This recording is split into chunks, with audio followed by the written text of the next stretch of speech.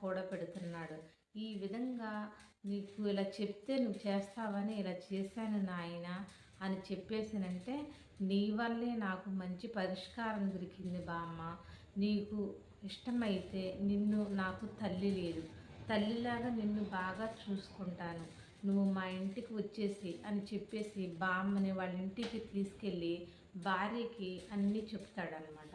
చెప్పిన తర్వాత అలా ఉంటూ ఉంటారు. ఉన్న తర్వాత కొన్ని రోజులైన తర్వాత ఈ బామ్మని కొడుకు ఎత్తుక్కుంటూ వచ్చి, అమ్మ నా తప్పేది నేను తెలుసుకున్నాను, నువ్వు మా ఇంటికి వచ్చేసి అని చెప్పేసి ఆ రుద్రాల తల్లిని తీసుకొని ఇంటికి తీసుకెళ్తాడనమాట. తీసుకెళ్ళి అందరం మంచిగా ఉంటారనమాట. ఈ కథ నచ్చినట్టయితే లైక్ చేసి షేర్ చేసి పక్కనే ఉన్న గంట సింబల్ని క్లిక్ చేయండి. మా ఛానల్ని సబ్స్క్రైబ్ చేసుకోండి. అప్పుడే మేము పెట్టే ప్రతి వీడియో మీరు చూడవచ్చు.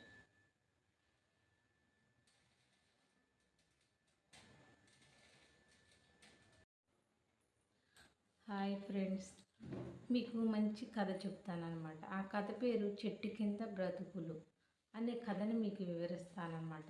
అనగా అనగా వెంకటాద్రిపురం గ్రామంలో ఒక రామయ్య లక్ష్మి అనే ఇద్దరు దంపతులు ఉండేవాళ్ళనమాట. భర్త ఒట్టి సోమరపోతి వాడే, ఎప్పుడు అడుగు తిందామని చూస్తూ ఉంటాడు, కానీ కష్టపడి ఒక్క పని కూడా చేయడనమాట. భార్య మాత్రానికి అమ్మ కష్టపడిద్ది అనమాట. భర్త అలా అడుక్కు తింటూ ఉంటే భార్య అంటుంది కదా, ఎందుకండి అలా అడుక్కు తింటారు, దేవుడు కాళ్ళు చేతులు మనకి తిన్నంగా ఇచ్చాడు కదా, కష్టపడి పనిచేసి నువ్వు అలా తినొచ్చు కదా, అలా ఎందుకు నలుగురు ఇళ్ళకెళ్ళి అడుక్కొని తింటారు అని అంటే, లేదు మనకి దేవుడిచ్చింది ఇలా అడుక్కు తినమని, అందరి దగ్గర తెచ్చుకొని తింటేనే మనకి 4 రకాలుగా వస్తాయి వంటకాలు అని చెప్పేసి అంటాడు. కానీ భార్య చాలా కష్టజీవి. అడవికి వెళ్ళి కట్టెలు తెచ్చి కొట్టి అమ్మి వాటితో తెచ్చుకున్న ధనానితోనే వండుకొని తింటూ ఉండేది.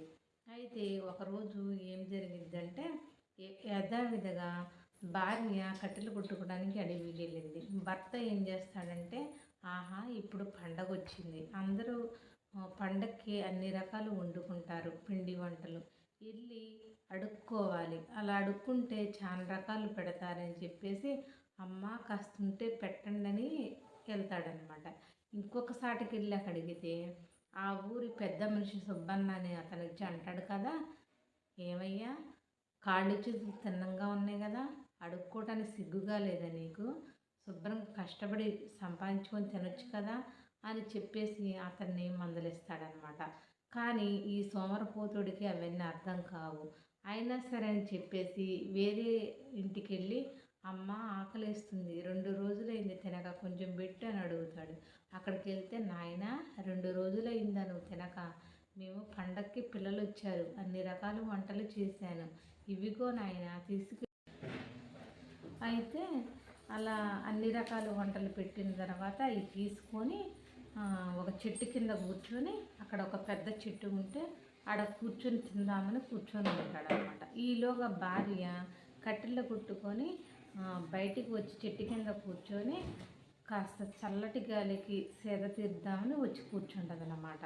ఈలో భర్త కూడా వస్తాడనమాట. నువ్వు కూడా వచ్చావా, వచ్చి ఇగో నేను 4-5 రకాలు తీసుకొచ్చాను వంటలు తిను అని చెప్పేసి భార్యకి ఇస్తుంటే, నాకు అలాంటిది నాకు వద్దండి, నేను కష్టపడ్డదే నేను తింటాను అని చెప్పేసి భర్తకు చెప్పిద్ది అనమాట.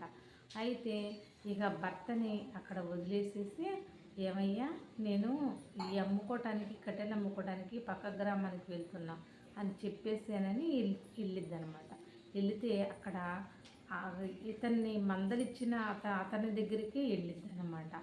ఆ ఊరి పెద్ద మనిషి దగ్గరికి వెళితే అతను అంటాడు కదా, అమ్మ నువ్వెంత కష్టపడుతున్నావు, ఎంత ఇది అని అడిగితే, 20 రూపాయలు అయ్యా, మీకు కావాలంటే ఒక 10 రూపాయలు తగ్గిస్తాను, మొత్తం తీసుకోండి అయ్యా అని అంటే, నీలాగా కష్టపడే వాళ్ళంటే నాకు చాలా ఇష్టం అమ్మ, ఇందాక అతను వచ్చాడు, అన్నీ తిన్నంగా అడుక్కుంటున్నాడు, అరిసాము కదా, అరిస్తే వెళ్ళిపోయాడు అని చెప్పేసానంటే, ఇక భార్య ఏం చేసింది, భార్య దగ్గరికి వెళ్ళి అమ్మగారి దగ్గరికి వెళ్ళి ఈ కట్టెల మూపిని అక్కడ పెట్టి డబ్బులు తీసుకొని వెళ్ళమ్మా అని చెప్పేసానంటే, అవి తీసుకొని వచ్చి మంచిగా వండుకొని చక్కగా తింటుందన్నమాట.